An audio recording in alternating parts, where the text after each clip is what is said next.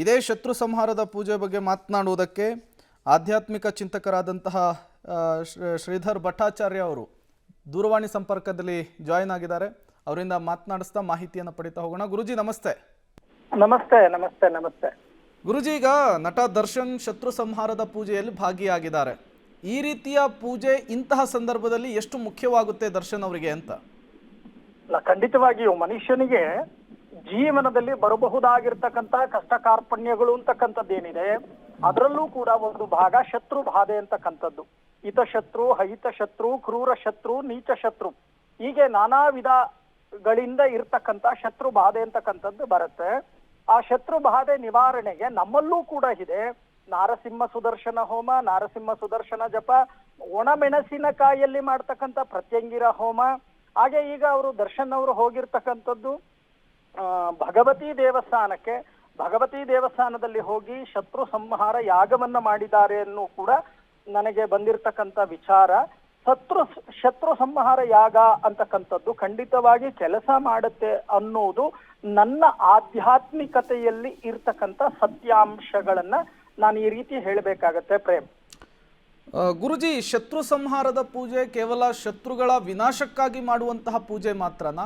ಅದರಿಂದ ಆಚೆಗೆ ಇದರಿಂದ ಆಗುವಂತಹ ಪ್ರಯೋಜನಗಳು ಏನಿರುತ್ತೆ ಅಂತ? ಅಲ್ಲ, ಖಂಡಿತವಾಗಿ ಯಾವುದೇ ಒಂದು ವಿಚಾರವನ್ನ ನಾವು ತಗೊಂಡಾಗ ಜಯ ಅಂತಕ್ಕಂಥದ್ದು, ವಿಕ್ಟರಿ ಅಂತಕ್ಕಂಥದ್ದು ಮನುಷ್ಯನಿಗೆ ಅತ್ಯವಶ್ಯಕ.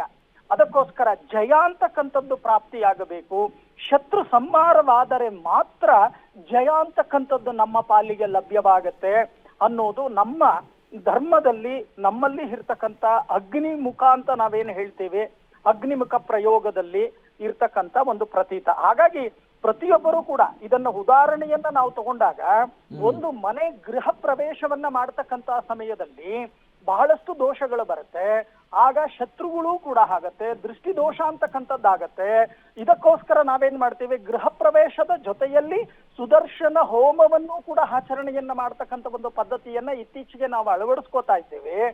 ಹೇಗೆ ನಾವು ಅದನ್ನ ಅಳವಡಿಸ್ಕೋತೀವೋ ಅದೇ ರೀತಿ ಜೀವನದಲ್ಲಿ ದರ್ಶನ್ ಅವರಿಗೆ ಬಂದಿರತಕ್ಕಂಥ ಕಷ್ಟ ಕಾರ್ಪಣ್ಯಗಳು, ಶತ್ರು ಬಾಧೆ, ದೃಷ್ಟಿ ದೋಷ ಇವೆಲ್ಲವೂ ಕೂಡ ನಿವಾರಣೆ ಆಗಿ ಜಯ ಅಂತಕ್ಕಂಥದ್ದು ಪ್ರಾಪ್ತಿಯಾಗತ್ತೆ ಅಂತಕ್ಕಂಥ ಒಂದು ಉದ್ದೇಶದಿಂದ ಕೇರಳದ ಭಗವತಿಯ ದೇವಾಲಯದಲ್ಲಿ ಹೋಗಿ ಶತ್ರು ಸಂಹಾರ ಯಾಗವನ್ನ ಮಾಡ್ತಾ ಇದ್ದಾರೆ ಅನ್ನೋದು ಸಂಪೂರ್ಣವಾಗಿ ಕಂಡು ಬರತಕ್ಕಂಥ ಒಂದು ವಿಚಾರ. ಈ ಶತ್ರು ಸಂಹಾರ ಯಾಗ ಯಾವ ರೀತಿ ಕೆಲಸ ಮಾಡುತ್ತೆ ಅಂತ ಅಂದ್ರೆ, ಇಲ್ಲಿ ಮುಖ್ಯವಾಗಿ ಅವರು ಎಷ್ಟು ಶ್ರದ್ಧಾ ಭಕ್ತಿ ಏಕಾಗ್ರತೆಯಿಂದ ಆ ಭಗವತಿಯನ್ನ ಪ್ರಾರ್ಥನೆಯನ್ನ ಮಾಡ್ತಾರೋ. ಈಗ ನಾವು ವಿಜಯದಶಮಿಯನ್ನ ಹೇಗೆ ಆಚರಣೆ ಮಾಡ್ತೀವಿ, ನವರಾತ್ರಿಯನ್ನ ಆಚರಣೆ ಮಾಡ್ತೀವಿ, ಒಂದೊಂದು ದಿನದಲ್ಲಿ ಒಂದೊಂದು ಶಕ್ತಿ ದೇವತೆಯ ಸ್ವರೂಪದಲ್ಲಿ ಆರಾಧನೆಯನ್ನ ಮಾಡಿ ನಂತರ ವಿಜಯದಶಮಿಯನ್ನ ನಾವು ಆಚರಣೆ ಮಾಡ್ತೀವಿ. ಹಾಗೆ ಆ ಶತ್ರು ಸಂಹಾರ ಯಾಗ ಆ ರೀತಿ ಕೆಲಸ ಮಾಡುತ್ತೆ ಅಂತ ಹೇಳುತ್ತೆ ವೇದಗಳು, ಉಪನಿಷತ್ತುಗಳು, ಪುರಾಣಗಳು. ಓಕೆ, ಧನ್ಯವಾದಗಳು ಗುರುಜಿ ಇಷ್ಟೊತ್ತು ಪಬ್ಲಿಕ್ ಟಿವಿ ಜೊತೆ ಮಾತನಾಡಿದ್ದಕ್ಕಾಗಿ. ಇದು ಕೊಲೆ ಆರೋಪಿ ನಟ ದರ್ಶನ್ ಶತ್ರು ಸಂಹಾರದ ಪೂಜೆಯಲ್ಲಿ ಭಾಗಿಯಾಗಿರೋದ್ರ ವಿಶೇಷ. ಸಹಜವಾಗಿಯೇ ಬಂದಿರುವಂತಹ ಸಂಕಷ್ಟಗಳನ್ನು ಪರಿಹರಿಸುವಂತಹ ನಿಟ್ಟಿನಲ್ಲಿ ದೇವರ ಮೊರೆ ಹೋದಂತೆ ಕಾಣಿಸ್ತಾ ಇದೆ ದರ್ಶನ್.